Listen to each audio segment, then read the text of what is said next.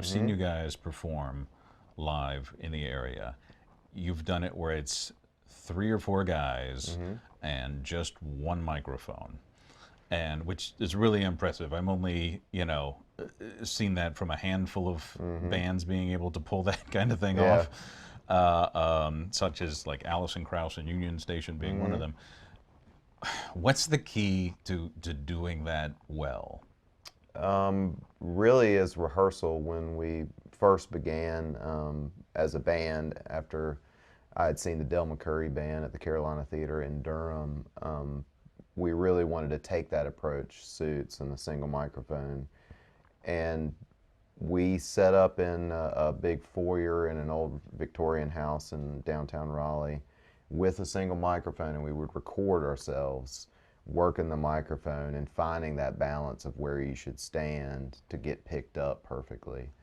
And through the years, the early years, it was just a single microphone. And then, after 6 years of that and playing at the poorhouse and loud venues in Raleigh, we gradually added another microphone lower to pick up the instruments a little better. And then we did some work with a Norwegian artist, Jonas Fjeld, for 3 albums worth of touring, and he added another microphone, so then it was a vocal mic and 2 microphones down low for the instruments. And from that point, we've been a band for 20 years, and if you know anything about musicians and tech-savvy people, they always continue to evolve in their performance style. And from that, we took those microphones and moved them farther away, and now to where we are today, which everyone sings on their own microphone, and everybody's got their own microphone for their instrument.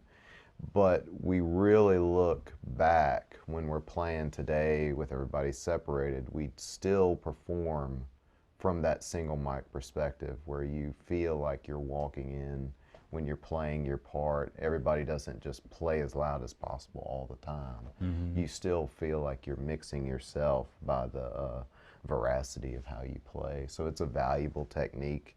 I would tell any band, from the most rock and roll band to the most acoustic folky band, to experiment with that and try it live, because it really will teach you how to perform. And I mean, I'm curious also, because one of the techniques I saw you guys do is, different members would lean back at different times to kind of fade their Yeah, yeah. instrument or their vocal at the time. Do you still kind of do that even though you have an individual mic, or? Yeah, you still perform as if you're getting a little closer to be a little louder, or get a little further away to be a little quieter. It's just such a subtle technique. If you watch a band like Del McCurry, or there's a lot of young bands that still use the single mic technique. And it really is a group effort at creating this mixed sound that's going out in the world. And it harkens back to when they first made cylinder and wire recordings. You yelled into a big cone, and that was your mic. And if you were closer, you were louder, and your relatives might hear you on the radio. So, Yeah. And then I'm curious, do you think you guys are better at, let's say, harmonizing and things like that because of that experience? Oh, definitely.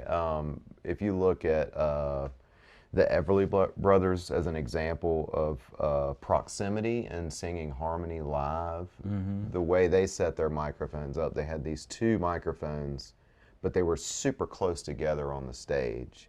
And when you're singing harmony, you really want to hear those voices mix in the air before you put them into technology or microphones or whatever it is.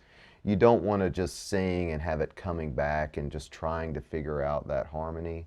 Singing together for, the 12 to 15 years we did it that way of performance, really cemented our harmony blend. And so we can still do that separated now, but it is such a valuable thing. If you look at footage of Crosby, Stills, and Nash overdubbing harmonies, they're singing on a single mic because that's how you get the blend. Same with the Beach Boys or anyone.